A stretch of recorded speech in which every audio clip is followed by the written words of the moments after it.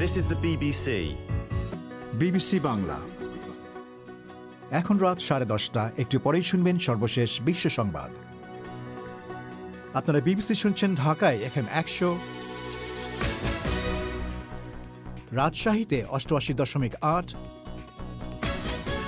খুলনায় 88.8। আপনারা যেখানে আছেন বিবিসি আপনার সাথেই আছে।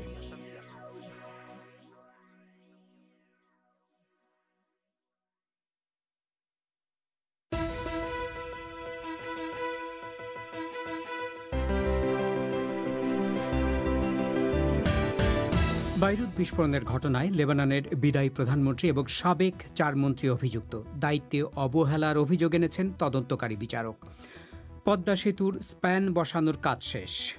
আমার বাড়ি এইখানে, আসা যাওয়ার সময় এক নজর উকি দিয়ে দেখে যাই পদ্মা সেতু কিভাবে হইতেছে। আস্তে আস্তে সুন্দরভাবে পদ্মা সেতু হইলো। আমরা তখন আশা করতে পারি না যে এত বড় পদ্মার মধ্যে এত বড় ব্রিজ কিভাবে হবে। ভারতে নতুন একটি ধর্মকে স্বীকৃতি দেওয়ার জন্য সরকারের উপর জোর চাপ। ঝাড়খণ্ডের বিধানসভায় প্রস্তাব পাস। আর শেষে রয়েছে প্রীতিভাজন ইস্যু। তবে পরিক্রমা শুরুতে এখনকার মতো সর্বশেষ বিশ্ব সংবাদ।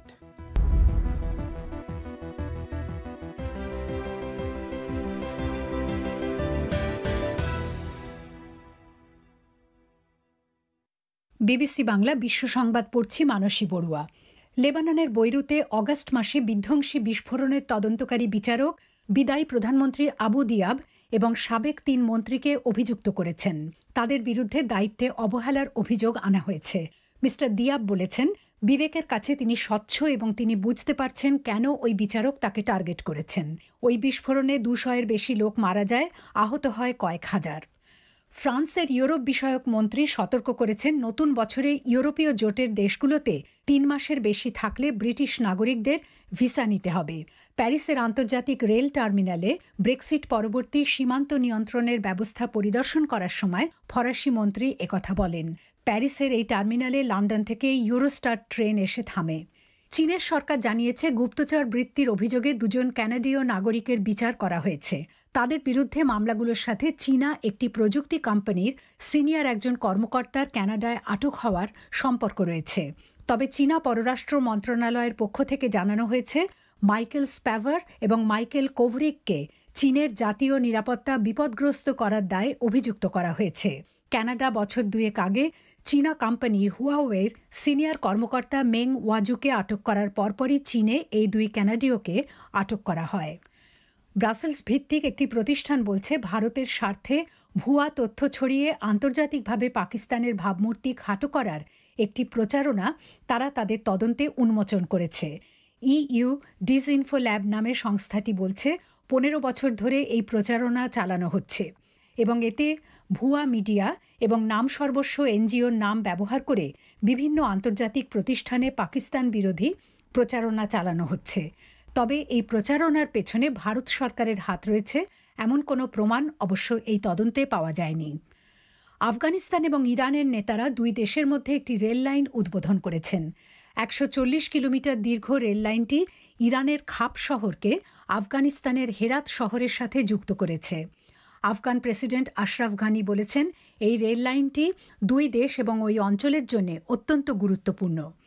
ইরানের প্রেসিডেন্ট হাসান রুহানি বলেছেন 2 দেশের জন্য আজকের দিনটি একটি ঐতিহাসিক অধ্যায়। ইটালিয়ান ফুটবলার পাওলো রসি গোলের সামনে যার অসামান্য নৈপুণ্যের ওপর ভর করে ইটালি 2082 সালের বিশ্বকাপ জিতেছিল, তিনি মারা গেছেন। 64 বছর বয়সী এই ফুটবলার দীর্ঘদিন ধরে রোগে ভুগছিলেন। আপনারা শুনছেন বিবিসি বাংলার রাতের অধিবেশন পরিক্রমা। রেডিওর পাশাপাশি অনুষ্ঠান আপনারা লাইভ শুনতে পাচ্ছেন আমাদের ওয়েবসাইটে www.bbcbangla.com। পরিক্রমায় আপনাদের স্বাগত জানাচ্ছি শাকিল আনোয়ার। আপনাদের আরেকবার জানিয়ে রাখি যে আজকের পরিক্রমায় রয়েছে শ্রোতাদের চিঠিপত্রের জবাবের অনুষ্ঠান প্রীতিভাজন ইস্যু। কিছুক্ষণ পর তার আগে অন্যান্য প্রসঙ্গ। বাংলাদেশে দীর্ঘ আলোচিত এবং এখন পর্যন্ত সবচেয়ে ব্যয়বহুল অবকাঠামো প্রকল্প পদ্মা সেতুর সর্বশেষ স্প্যান স্থাপনের মাধ্যমে সেতুটির মূল কাঠামো তৈরির কাজ শেষ হয়েছে। অবশ্য স্প্যান বসানোর কাজ শেষ হলেও 2022 সালের আগে এর উপর গাড়ি চলাচল শুরু হবে না বলে জানা গেছে। দক্ষিণের ২১টি জেলার সাথে ঢাকার সরাসরি যোগাযোগ তৈরির মাধ্যমে আর্থ সামাজিক উন্নয়নে সেতুটি গুরুত্বপূর্ণ ভূমিকা রাখবে এই যুক্তিতে বিশ্বব্যাংকের ঋণ জোগাড়ে ব্যর্থ হলেও নিজস্ব সম্পদ দিয়ে পদ্মা সেতু তৈরির সিদ্ধান্ত হয়েছিল। সেতুটি চালুর পর বাংলাদেশের অর্থনীতিতে এর সম্ভাব্য প্রভাব কেমন হতে পারে, এ নিয়ে ঢাকা থেকে শাহনাজ পারভিনের রিপোর্ট। মুন্সিগঞ্জ ও শরীয়তপুরে পদ্মা নদীর ঠিক যে জায়গাটিতে সেতুটি নির্মিত হচ্ছে তা বাড়ি থেকে দেখতে পান পদ্মার পাড়ের বাসুদিয়া গ্রামের মোহাম্মদ জামাল শেখ। আমি তো ঢাকাতে ব্যবসা করি, আমার বাড়ি এইখানে, আসা যাওয়ার সময় এক নজর উকি দিয়ে দেখে যাই সেই পদ্মা সেতু কিভাবে হইতেছে। আস্তে আস্তে সুন্দরভাবে পদ্মা সেতু হইলো। আমরা তখন আশা করতে পারি না যে এত বড় পদ্মার মধ্যে এত বড় ব্রিজ কিভাবে হবে। আজ পদ্মা সেতুর সর্বশেষ স্প্যান স্থাপন করার মধ্য দিয়ে এর মূল কাজ অর্থাৎ কাঠামো তৈরির কাজ শেষ হয়ে গেল। সর্বশেষ স্প্যান বসানোকে ঘিরে নির্মাণস্থলে আজ এক ধরনের উৎসবের আমেজ লেগেছিল। সেই বর্ণনায় দিচ্ছিলেন স্থানীয় সাংবাদিক মীর নাসির উদ্দিন। তিনি বলছিলেন, মাত্র ৫ বছরে সেতুটি নির্মাণকে ঘিরে কিভাবে বদলে গেছে নদীর দুপারের চিত্র। যেই জমিতে আমাকে ৫,০০০ টাকা শতক ছিল, সেই জমিতে আমি এখন ৫ লাখ টাকা দিচ্ছে না, এরকম হয়ে গেছে। এইখানে টিনের ঘর ছাড়া কিছু দেখা যায়নি, সেখানে এখন বহুতল ভবন দেখা যাচ্ছে। এখানে বিভিন্ন আবাসন কোম্পানিগুলো কিন্তু সাইনবোর্ড টাঙিয়ে ভরে ফেলতে কে কত আগে জায়গা জমি কিনবে। এই ৫ বছর আগে যখন সেতুর মূল কাজ শুরু হয়েছিল তখনকার দৃশ্য আর এখনকার দৃশ্য মেলালে বিস্ময়কর মনে হবে। কিন্তু এই পরিবর্তন শুধু মুন্সিগঞ্জ ও শরীয়তপুরের নয়। ৬.১৫ কিলোমিটার দৈর্ঘ্যের এই সেতুটি দক্ষিণের ২১টি জেলার মানুষের জীবনও বদলে দেবে, তেমনটাই আশা করা হচ্ছে। বাংলাদেশে এর আগে আর কোনো সরকারি অবকাঠামো এত বেশি অর্থ খরচ করে তৈরি করা হয়নি। এই সেতুটি বাংলাদেশের মোট ভূখণ্ডের ২৯% এলাকার মানুষের জীবনে প্রত্যক্ষভাবে নানা আঙ্গিকে পরিবর্তন আনবে বলে আশা করা হচ্ছে। সেতুটির দীর্ঘমেয়াদী অর্থনৈতিক সুফলই বেশি বলে মনে করছেন অর্থনীতিবিদ নাজনীন আহমেদ। এটা কিন্তু অনেক অর্থনৈতিক সুযোগের দরজা খুলে দেবে। একদিকে প্রথমত মানুষের যাতায়াতের যখন সংযোগটা যখন খুব সহজ হয়ে যাচ্ছে, পণ্য যখন খুব সহজে এক জায়গা থেকে আরেক জায়গায় পৌঁছে যাচ্ছে, তার ফলে কিন্তু অনেক রকমের ব্যবসা বাণিজ্য নতুন করে সৃষ্টি হওয়া সেই দিকগুলো উন্মুক্ত হবে এবং এই পণ্য পরিবহনের ব্যয় কমার ফলে সেটার একটা ইতিবাচক প্রভাব অর্থনীতিতে পড়বে। আমরা দক্ষিণাঞ্চলের দিকে বিভিন্ন জায়গায় প্রচুর ইনভেস্টমেন্ট বা বিনিয়োগ দেখতে পাবো। এভাবে যখন অর্থনৈতিক কর্মকাণ্ড বাড়বে, স্বাভাবিকভাবেই তাতে সৃষ্টি হবে অনেক কর্মসংস্থানের সুযোগ তৈরি হবে। আর কর্মসংস্থান যখনই বাড়ে তার একদম সরাসরি ইম্প্যাক্ট হচ্ছে দারিদ্র্য বিমোচনে। আর সেটি সব মিলিয়ে দেশের অর্থনৈতিক প্রবৃদ্ধিতে ভূমিকা রাখবে। ২০১১ সালে পদ্মা সেতু নির্মাণের কাজ শুরু হওয়ার কথা থাকলেও পরিকল্পনায় নানা ধরনের সংশোধনের কারণে প্রথম স্প্যানটি স্থাপনে ২০১৭ সাল পর্যন্ত লেগে গিয়েছিল। দুর্নীতির অভিযোগ সহ সেতুটি নানা কারণে আলোচনার কেন্দ্রে ছিল। দুর্নীতির অভিযোগে চরম সমালোচনার মুখে সরে দাঁড়িয়েছিলেন তৎকালীন যোগাযোগ মন্ত্রী। জেলে যেতে হয়েছিল তখনকার সেতু সচিবকে। দুর্নীতির অভিযোগ ওঠার পর এর অর্থায়ন থেকে সরে দাঁড়িয়েছিল দুটি আন্তর্জাতিক অর্থ লগ্নিকারী সংস্থা। আওয়ামী লীগ সরকারের জন্য এই উন্নয়ন প্রকল্পটি সফলভাবে শেষ করতে পারা একটি গুরুত্বপূর্ণ রাজনৈতিক বিষয় হয়ে দাঁড়ায়। এক পর্যায়ে বাংলাদেশ নিজের অর্থায়নে প্রকল্পটি বাস্তবায়নের সিদ্ধান্ত নেয়। সেতুটি নির্মাণের সামাজিক ও মনস্তাত্ত্বিক প্রভাব ব্যাখ্যা করছিলেন নৃবিজ্ঞানী জুবাইদা নাসরিন। আর আমাদের আরেকটা বিষয় মনে রাখতে হবে, পদ্মা সেতু অনেক ঝড় ঝাপটা পেরিয়ে এই পর্যায়ে এসেছে এবং এই মানুষদেরও কিন্তু অনেকদিন অপেক্ষা করতে হয়েছে সেতুটিকে আসলে এই পর্যায়ে দেখার জন্য। সেই জায়গা থেকে তাদের একটা স্নায়ুর যে এতদিন ধরে একটা চাপ বোধ করতো তারা, যে তারা বঞ্চিত আছে, তারা রাষ্ট্রের যে মূল চাহনির জায়গাগুলো থেকে তারা দূরে আছে, সুতরাং এর মধ্যে দিয়ে তারা কিন্তু মনে করছে একটা স্বস্তির জায়গা ফিরে এসেছে, যে তারা সব জেলার সঙ্গে কানেক্টেড হচ্ছে এবং যখন সে মনে করে যে না, আমি রাষ্ট্রের কাছে গুরুত্বপূর্ণ, আমার কাছে মনে এই স্বস্তির জায়গাটা ফেরত এসেছে। তবে নাজনীন আহমেদ মনে করিয়ে দিচ্ছেন, যে বিনিয়োগ ও অর্থনৈতিক অগ্রগতি আশা করা হচ্ছে তার প্রক্রিয়া যেন নানা জটিলতায় আটকে না যায়। শাহনাজ পারভিন। ভারতে নতুন একটি ধর্মকে স্বীকৃতি দিতে কেন্দ্রীয় সরকারের উপর চাপ বাড়ছে। ঝাড়খণ্ড রাজ্যের আদিবাসী সমাজের জন্য পৃথক একটি ধর্মের স্বীকৃতি চেয়ে ওই রাজ্যের বিধানসভায় সম্প্রতি একটি প্রস্তাব পাশ করা হয়েছে। ওই ধর্মটির নামকরণ করা হয়েছে সারনা। যদিও বিভিন্ন আদিবাসী গোষ্ঠীর মধ্যে ধর্মাচরণের বিভিন্ন কিছু কিছু ফারাক রয়েছে, তবে মূলত তারা প্রকৃতি পূজারী। অন্যদিকে আদিবাসী সমাজ আসলে সনাতন হিন্দু ধর্মের অনুসারী বলে মনে করে হিন্দুত্ববাদী সংগঠন আরএসএস। আদিবাসী নেতারা বলছেন, স্বাধীনতার পর থেকে জনগণনার সময় শুধুই হিন্দু, মুসলিম, খ্রিস্টান, শিখ ইত্যাদি প্রধান ধর্মগুলোর মধ্যে একটাকে বেছে নিতে তারা বাধ্য হন। এই প্রথা বদলের দাবি ঝাড়খণ্ড রাজ্যে দীর্ঘদিন ধরেই চলছে। বিস্তারিত জানাচ্ছেন কলকাতা থেকে অমিতাভ ভট্টশালী। ঝাড়খণ্ড বিধানসভায় সর্বসম্মতিক্রমে যে প্রস্তাব পাশ হয়েছে তাতে রাজ্যের উপজাতি নাগরিকদের একটি নির্দিষ্ট ধর্ম, যার নাম সারনা, সেটি বেছে নেওয়ার সুযোগ দেওয়ার কথা বলা হয়েছে। প্রস্তাবটি যদি কেন্দ্রীয় সরকার মেনে নেয় তাহলে আগামী বছরের জনগণনার ফর্মে হিন্দু, মুসলমান, খ্রিস্টান ইত্যাদি প্রধান ধর্মগুলির সঙ্গেই সারনা ধর্মের নামও উল্লেখ করা থাকবে। আদিবাসীদের ধর্মগুরু বন্ধন টিগ্গা বলছিলেন, भारत में हिंदू, मुस्लिम, सिख, ईसाई, जैन, बौद्ध हैं। ये 6 धर्मों के नाम से মিস্টার টিগ্গার কথায় ভারতে হিন্দু, মুসলিম, শিখ, খ্রিস্টান, জৈন আর বৌদ্ধ এই 6টি ধর্ম দিয়েই জনগণনার সময় নাগরিকদের ধর্মীয় পরিচিতি নথিভুক্ত করা হয়। কিন্তু এর বাইরেও তপশিলভুক্ত জনজাতি অর্থাৎ আদিবাসীরাও ভারতের বাসিন্দা, কিন্তু তাদের কোনো ধর্মীয় পরিচিতি লেখা থাকে না। আদিবাসীরা প্রকৃতির পূজারী, যে ধর্মের নাম সারনা। ভগবান ধর্মেশ, সিংবুঙ্গা, হিল্লা মারাংবুরুর উপাসনা যারা করে তারাই সারনা ধর্মাবলম্বী, ব্যাখ্যা করছিলেন বন্ধন টিগ্গা। হিন্দুত্ববাদীরা অবশ্য মনে করেন না যে আদিবাসীদের পৃথক কোনো ধর্ম আছে। তারাও সনাতন হিন্দু ধর্মেরই অংশ বলেই মনে করেন হিন্দু পুনরুত্থানবাদী সংগঠন রাষ্ট্রীয় স্বয়ংসেবক সংঘ বা আরএসএস। সংঘের শাখা সংগঠন জনজাতি সুরক্ষা মঞ্চও রয়েছে আদিবাসীদের মধ্যে প্রভাব বিস্তার করার জন্য। এই সংগঠনটির জাতীয় সহ কোঅর্ডিনেটর রাজকিশোর হাঁসদা বলছিলেন, सरना कोई धर्म तो है नहीं, सरना एक जाति का पूजा स्थल है। মিস্টার হাঁসদার কথায় সারনা বলে আসলে কোনো ধর্ম নেই, এটা আদিবাসীদের একটা অংশের পুজোর জায়গা। অনাদিবাসী মানুষরা যেমন কুর্মি, কৈরি এরাও সারনা স্থলকে মান্য করেন। এই সারনা ধর্মের নামে রাজনীতি তো হচ্ছেই, এছাড়াও এটা একটা বড় আন্তর্জাতিক ষড়যন্ত্র যার মধ্যে খ্রিস্টান মিশনারিরা এবং বামপন্থীরা জড়িত। আদিবাসীরা আসলে সনাতন হিন্দু ধর্ম মেনেই চলেন। যারা বলছে যে আদিবাসীরা শুধুই প্রকৃতি পূজারী, সনাতন হিন্দু ধর্মের আধারও তো সেই প্রকৃতি, ব্যাখ্যা করছিলেন রাজকুমার হাঁসদা। আদিবাসী ধর্মগুরু বন্ধন টিগ্গার কাছে যখন এই ব্যাখ্যা উত্থাপন করেছিলাম, তিনি প্রথমেই একটা গান গেয়ে উঠেছিলেন। সিন্ধু ঘাটি রে বাবারি রিয়ায়লা, মোহন জুদড়ো হড়পা ঘাটি রে বাবারি রিয়ায়লা। এই গানের অর্থ হলো, কোথা থেকে আর্তচিৎকার আর কান্নার শব্দ আসছে?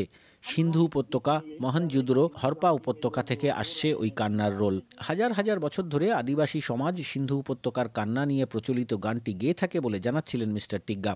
অনার্য সিন্ধু সভ্যতার উপরে আর্যদের আক্রমণ এবং যুদ্ধের কথাই বলা হয়েছে ওই গানে। তাই তার প্রশ্ন, আদিবাসীরা যদি সনাতনী হিন্দুই হবে তাহলে কেন মধ্য এশিয়া থেকে আগত আর্যদের সঙ্গে তাদের যুদ্ধ হয়েছিল সিন্ধু উপত্যকায়? ঝাড়খণ্ডের সাহিত্যকার বন্দনা টেটে বলছিলেন, আদিবাসীরা চিরকালই প্রকৃতি আরাধনা করে এসেছে, কিন্তু আরএসএসই আদিবাসী সমাজের মধ্যে ধীরে ধীরে হিন্দু ধর্মের রীতিনীতি, ভালো মন্দ এসব প্রবেশ করিয়েছে। लंबे समय से वो हमारे बीच में घुसकर काम कर रहे हैं। মিসেস টেটের কথায় দীর্ঘদিন ধরে আদিবাসী সমাজের মধ্যে প্রভাব বিস্তারের কাজ করছে আরএসএস। হিন্দু ধর্মের প্রেক্ষিতে ভালো মন্দের ভাবনাটা আদিবাসীদের মাথায় ঢুকিয়েছে তারাই। যেমন আদিবাসীরা গরুর মাংস খায়, কিন্তু হিন্দুত্ববাদীরাই এটা বোঝাতে থাকে যে গরুকে তো মা হিসাবে মানা হয়, তাহলে কি করে গরুর মাংস খাওয়া যেতে পারে? এভাবেই তারা আদিবাসীদের একাংশের ব্রেন ওয়াশ করেছে দীর্ঘদিন ধরে, বলছিলেন আদিবাসী সাহিত্যকার বন্দনা টেটে। ধর্মের নাম সারনা দেওয়া হলেও তা নিয়ে আদিবাসী সমাজের মধ্যেই মতান্তর রয়েছে বলে জানাচ্ছিলেন সমাজকর্মী অলোকা কুজুর। सरना मतलब होता है सखुआ का पेड़, साल का पेड़, उसको सरना बोलते हैं कुड़ुक में, माने ओराव में। सरना মিস কুজুরের কথায় সারনা শব্দের অর্থ হলো শাল গাছ। এটা ওরাও জনজাতির ভাষা কুরুক শব্দ। সব আদিবাসী কিন্তু সারনা শব্দটাকে মেনে নেয় না। যদি এটাকে আদিবাসী ধর্ম বলে অভিহিত করা হতো তাহলে হয়তো যথার্থ হতো। প্রত্যেকটা জনজাতির পৃথক উপাসনা স্থল রয়েছে, তারা কি সারনা ধর্ম মেনে নেবে? প্রশ্ন করছিলেন আলোকা কুজুর। মিস কুজুর আরও জানাচ্ছিলেন, পণ্ডিত রামদয়াল মুন্ডা আদি ধর্ম নামের একটি বই সংকলন করেছিলেন। তাতেই তিনি লিপিবদ্ধ করে গেছেন যে আদিবাসীদের কোন সময় কি আরাধনা করতে হবে, কি মন্ত্র উচ্চারণ করতে হবে, সবই। আদি ধর্মই আসলে আদিবাসীদের ধর্ম বলেই তিনি মনে করেন। অমিতাভ ভট্টশালী। আপনারা বিবিসি বাংলা শুনছেন ঢাকায়, কুমিল্লায়, সিলেটে। আপনারা যেখানে আছেন বিবিসি বাংলা আপনার সাথেই আছে।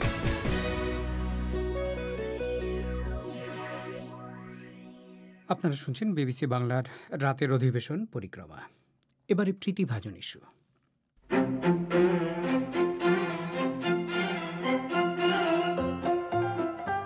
এ সপ্তাহের প্রতিভাজন ইস্যুতে সবাইকে স্বাগত। আজ আপনাদের সাথে আছি আমি মানসী বড়ুয়া আর আমি সাবির মুস্তাফা। গত সপ্তাহের মতো এ সপ্তাহেও কয়েকটি চিঠি এসেছে বাংলাদেশের চলমান ভাস্কর্য বিতর্ক নিয়ে।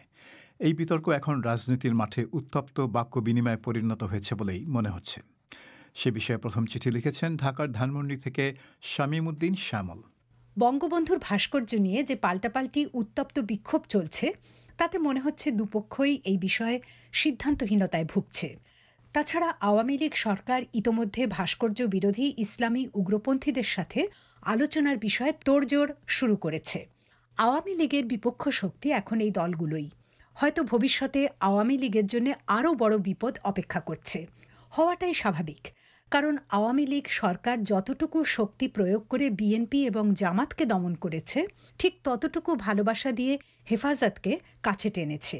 এবারও যদি সরকার হেফাজতের কাছে নতি স্বীকার করে, তাহলে ভবিষ্যতে সরকারের কলকাঠি নাড়বে এই ইসলামপন্থী উগ্র দলগুলোই। তখন আওয়ামী লীগ ও সংবিধানের ধর্মনিরপেক্ষ নীতি ধসে পড়বে। বিষয়টা যে বেশ জটিল তা নিয়ে কোনো সন্দেহ নেই মিস্টার শামীমউদ্দিন। যখন হাইকোর্ট ভবনের সামনে গ্রিক দেবীর ভাস্কর্য নিয়ে বিতর্ক হয়েছিল, তখন সেটা স্থানান্তর করে সমঝোতা করা হয়েছিল। কিন্তু এবার আপত্তিটা শুধু দেশের প্রতিষ্ঠাতা রাষ্ট্রপতির ভাস্কর্য নিয়েই নয়, এখানে মৌলিক ধর্মীয় অনুশাসনের কথা বলা হচ্ছে এবং বাংলাদেশের সকল প্রতিষ্ঠিত ভাস্কর্য টেনে হিঁচড়ে ফেলে দেওয়ার হুমকি দেওয়া হচ্ছে। আওয়ামী লীগ আলোচনার মাধ্যমে সমাধান চাইবে ঠিকই, কিন্তু সমাধানটা কি হবে? সমঝোতার রাস্তাটা কি? পরে চিঠি লিখেছেন কুমিল্লা বিশ্ববিদ্যালয় থেকে মোহাম্মদ মাসুদ রানা। রাজাকার আলবদররা স্বাধীনতা ঠেকাতে পারেনি, তেমনিভাবে বঙ্গবন্ধুর ভাস্কর্যও ঠেকাতে পারবে না। কিন্তু কোনটা ভাস্কর্য আর কোনটা মূর্তি, এ নিয়ে কারো বক্তব্য থাকতেই পারে।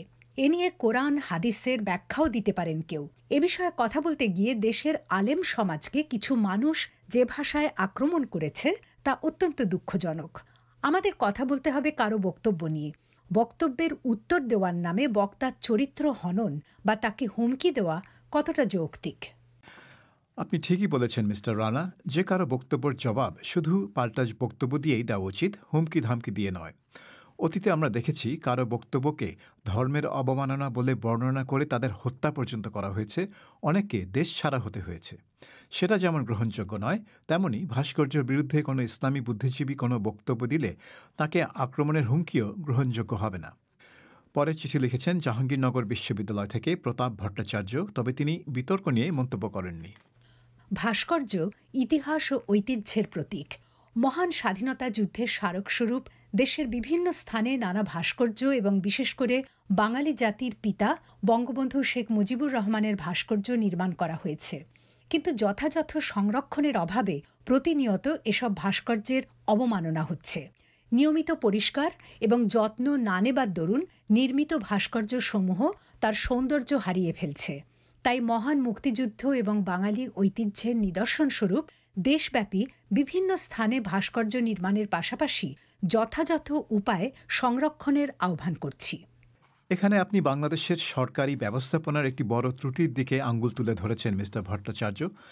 এসব স্থাপনা নির্মাণের সময় প্রয়োজনীয় অর্থ বরাদ্দ হয় ঠিকই, লোকবল নিয়োগ করা হয়, কিন্তু তারপর সেটা রক্ষণাবেক্ষণের জন্য দায়িত্ব নেয় কে? সেখানে যথেষ্ট অর্থ বরাদ্দ করা আছে কি? তদারকি করার দায়িত্বটাই বা কার? এখানে জবাবদিহিতার অভাব আছে বলেই আমার মনে হয়। এবার আসি করোনা ভাইরাস প্রসঙ্গে। ভ্যাকসিন নিয়ে লিখেছেন দিনাজপুরের পার্বতীপুর থেকে মেনহাজুল ইসলাম তারেক। আমাদের দেশে প্রথম ধাপে কত সংখ্যক মানুষের জন্য টিকা প্রয়োজন, কোন কোন উৎস থেকে তা আসবে, এসব চূড়ান্ত করার পাশাপাশি টিকা হাতে পাওয়ার পরবর্তী চ্যালেঞ্জ মোকাবিলার প্রস্তুতি নিতে হবে এখন থেকেই। টিকা সংরক্ষণ ও বিতরণ কাজে লোকবল, সরঞ্জাম সহ সামগ্রিক পরিকল্পনা এখনই ঠিক করে রাখা না হলে অতীত অভিজ্ঞতায় বলছি, পরবর্তী সময়ে পুরো বিষয়টির ব্যবস্থাপনায় নানা ধরনের ত্রুটি বা অনিয়ম দেখা দিতে পারে। অক্সফোর্ড অ্যাস্ট্রাজেনেকার ভ্যাকসিন সহ এ বিষয়ক অন্যান্য কার্যক্রমে যাতে কোনো ধরনের অনিয়ম বা দুর্নীতির ঘটনা না ঘটে তা নিশ্চিত করতে কার্যকর পদক্ষেপ নিতে হবে। বাংলাদেশের একটা বড় সুবিধা আছে মিস্টার ইসলাম, এবং সেটা হচ্ছে সারা দেশে টিকা প্রদানের অভিজ্ঞতা স্বাস্থ্য কর্তৃপক্ষের আছে। আপনার হয়তো মনে আছে 1990-এর দশকে একদিনে লক্ষ লক্ষ শিশুকে পোলিওর টিকা দেওয়া হতো। করোনা ভাইরাস কর্মসূচি আরও ব্যাপক হবে, তবে সেটা একদিনে একযোগে করা হবে না। 3 কোটি ডোজে মোট জনসংখ্যার মাত্র একটি অংশকে টিকা দেওয়া যাবে।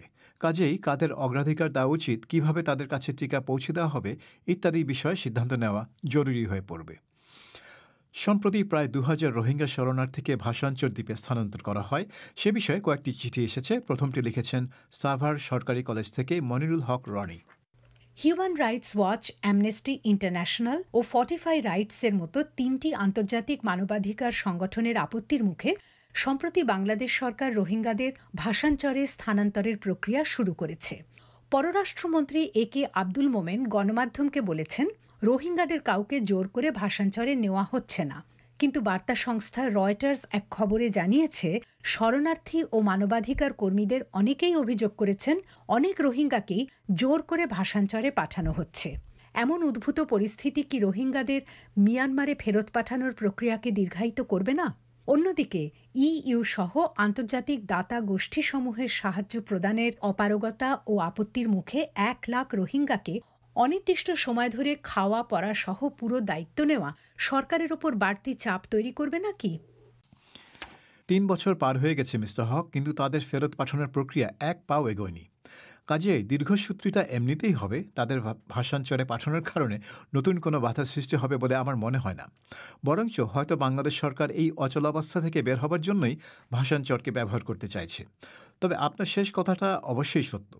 প্রায় 1 লাখ রোহিঙ্গার ভরণ পোষণ যদি বাংলাদেশকেই করতে হয়, তাহলে তো সরকারের বাজেটের উপর নতুন চাপ সৃষ্টি হবেই। অবশ্য সরকার চেষ্টা করবে জাতিসংঘকে বোঝাতে যে মানবিক কারণেই আন্তর্জাতিক সম্প্রদায়ের উচিত তাদের সাহায্য করা। এখানে বাংলাদেশের কূটনৈতিক দক্ষতা বা তার অভাবের প্রমাণ পাওয়া যাবে। পরে চিঠি লিখেছেন খুলনার দাকব থেকে মুকুল সর্দার। সানজানা চৌধুরীর প্রতিবেদন থেকে যেমনটা জানা গেছে, রোহিঙ্গারা ভাষাঞ্চরের আবাসন প্রকল্পের সুযোগ সুবিধা দেখে সন্তোষ প্রকাশ করেছেন। কিন্তু আন্তর্জাতিক মানবাধিকার সংস্থাগুলো বরাবরই ভাষাঞ্চরে রোহিঙ্গাদের স্থানান্তরের বিরোধিতা করছে। রোহিঙ্গাদের ভাষাঞ্চরে পাঠানোর বিরোধিতা করার পক্ষে মানবাধিকার সংস্থাগুলির কিছু যৌক্তিক কারণ হয়তো আছে। কিন্তু আমার প্রশ্ন হচ্ছে, মানবাধিকার সংস্থাগুলো বাংলাদেশে রোহিঙ্গাদের অধিকার নিশ্চিত করতে যতটা তৎপর, রোহিঙ্গাদের দেশে ফেরত পাঠানোর ব্যাপারে তাদের মধ্যে তেমন কোনো তৎপরতা কি আছে?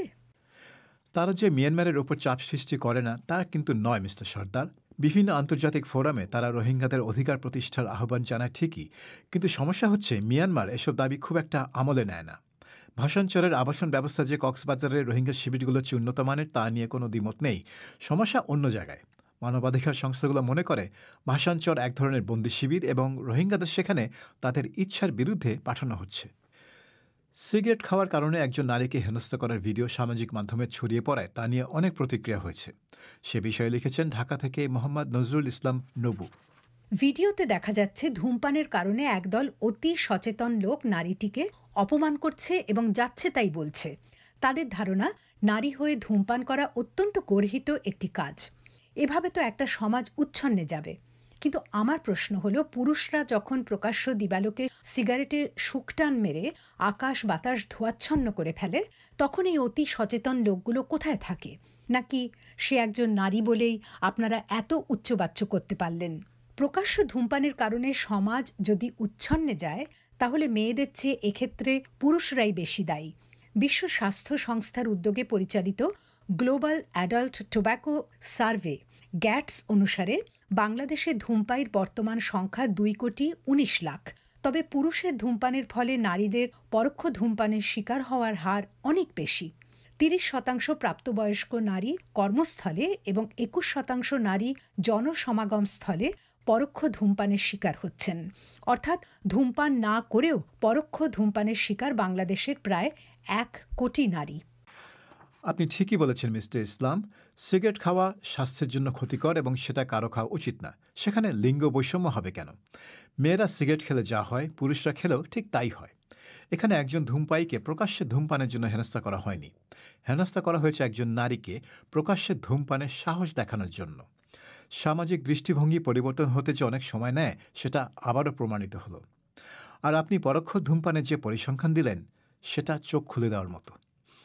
এই বিষয়ে আরও লিখেছেন রংপুরের কাউনিয়া থেকে বিলকিস আক্তার। আমি ধূমপানের পক্ষপাতী নই, সেটা পুরুষ হোক কিংবা নারী, কিন্তু এখানে তিনি একজন নারী বলেই লঘু পাপে গুরুদণ্ড পেয়েছেন বলেই মনে হয়। যদি সমালোচনা করতে হয় বা আইনের আওতায় আনতেই হয়, তাহলে সবাইকে একসাথে তা আনতে হবে, হোক সে ছেলে বা মেয়ে। তবে এও ঠিক, নারীর সৌন্দর্য নারীত্বের মধ্যেই বিদ্যমান।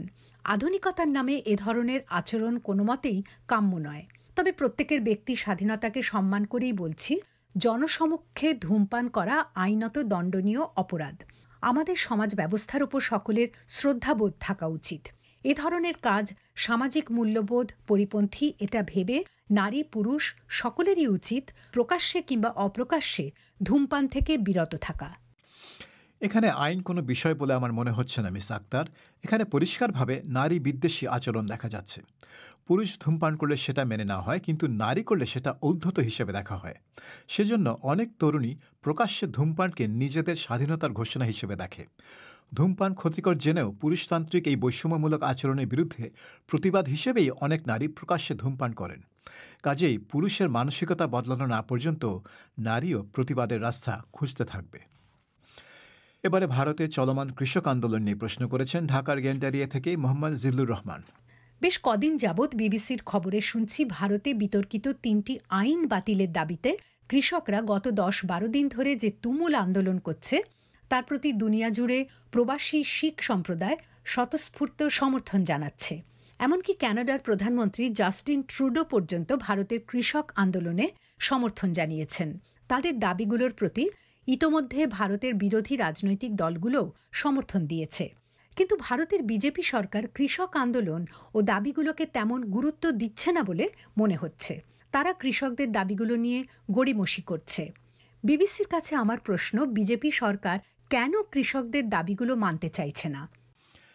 বিজেপি সরকার কৃষকদের আন্দোলনকে গুরুত্ব দিচ্ছে না সে কথা হয়তো সঠিক না মিস্টার রহমান, কিন্তু বিজেপি এখানে একটু বেকায়দায় আছে। যে কটি আইনের বিরুদ্ধে কৃষকরা আন্দোলন করছে সেগুলোর উদ্দেশ্য হচ্ছে কৃষি অর্থনীতিতে ব্যাপক সংস্কারের মাধ্যমে এই খাতে কর্পোরেট জগতের ব্যবসা করার সুযোগ সৃষ্টি করা। এই সংস্কার বিজেপির জন্য অত্যন্ত গুরুত্বপূর্ণ। বিজেপি বড় ব্যবসায়ীদের বন্ধুদল হিসেবে পরিচিত এবং কৃষিখাতে এই সংস্কার তাদের অর্থনৈতিক নীতিমালার গুরুত্বপূর্ণ অংশ বলে বিবেচিত হয়। কাজেই তারা চেষ্টা করবে যাতে এখানে কোনো ছাড় না দিতে হয়। তবে এই আন্দোলনকে দমাতে হলে বিজেপিকে একটা বড় রাজনৈতিক মূল্যও দিতে হতে পারে। সবশেষে আমাদের অনুষ্ঠানে একটি চিঠি পাঠিয়েছেন নেত্রকোনার কেন্দুয়া থেকে মারিয়া কেব্বতিয়া ইসলাম। ৯ই ডিসেম্বর রাতের পরিক্রমা অধিবেশনে জানতে পারলাম বিবিসি বাংলার বুধবারের ফোন ইনের পরিবর্তে খেলাধুলা নিয়ে নতুন একটি অনুষ্ঠান শুরু হতে যাচ্ছে আগামী সপ্তাহ থেকে। আমি এ পরিবর্তনকে স্বাগত জানিয়ে বলতে চাই, এর পাশাপাশি এ সপ্তাহের সাক্ষাৎকার অনুষ্ঠানটি যদি ফিরিয়ে আনা যেত তবে আরও চমৎকার হতো।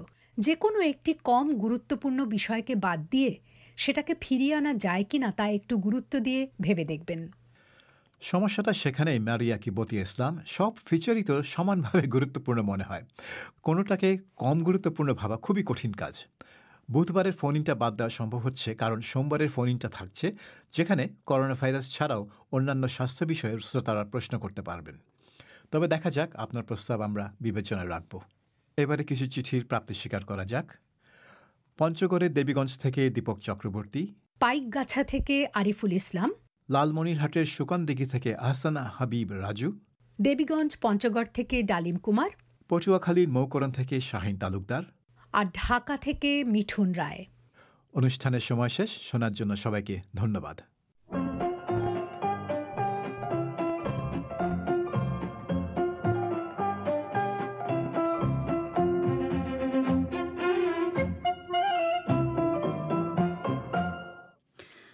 আপনাদের চিঠির জবাব দিলেন সাবির মোস্তফা। অধিবেশন শেষ করার আগে খবরের প্রধান অংশগুলো আরেকবার। বৈরুত বিস্ফোরণের ঘটনায় লেবাননের বিদায়ী প্রধানমন্ত্রী এবং সাবেক 4 মন্ত্রী অভিযুক্ত। দায়িত্বে অবহেলার অভিযোগ এনেছেন তদন্তকারী বিচারক। পদ্মা সেতুর স্প্যান বসানোর কাজ শেষ, তবে 2022 সালের আগে গাড়ি চলাচল শুরুর সম্ভাবনা কম। আর ব্রাসেলস ভিত্তিক একটি প্রতিষ্ঠান বলছে ভারতের স্বার্থে ভুয়া তথ্য ছড়িয়ে আন্তর্জাতিকভাবে পাকিস্তানের ভাবমূর্তি খাটো করার একটি প্রচারণা তারা তাদের তদন্তে উন্মোচন করেছে। বিবিসি থেকে বাংলায় আমাদের পরবর্তী অধিবেশন শুনবেন আগামীকাল বাংলাদেশের সময় সন্ধে 7:30, ভারতে সন্ধে 7টায়। শুনবেন আশা করে। আমি শাকিল আনোয়ার আজকের মতো এখানেই বিদায় চাইছি।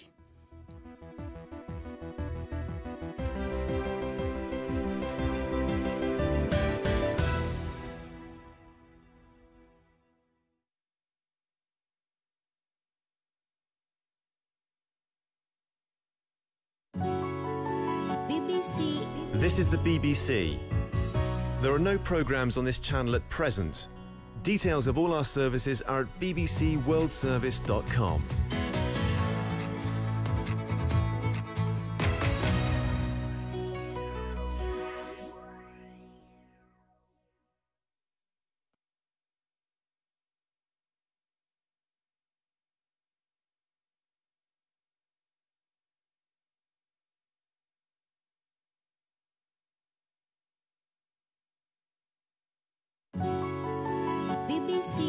This is the BBC. There are no programmes on this